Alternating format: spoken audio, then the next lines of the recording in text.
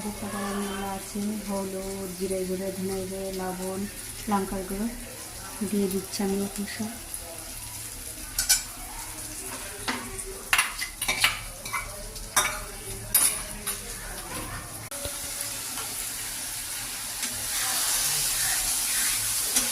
Hello, দেখো friends, আজকে খুব বৃষ্টি হচ্ছে। তোমরা কেমন আছো সেটা বলবে। ঠান্ডায় মাংস খেতে খুব ভালো লাগে, ঠান্ডা ঠান্ডা পড়েছে আজকে। ভাবলাম চলো একটু চিকেন বানিয়ে ফেলি। তো আমি আগে থেকে মাংসটা মানে ভাজা করে রেখেছিলাম, আর এখন মশলার মধ্যে দিয়ে দিলাম।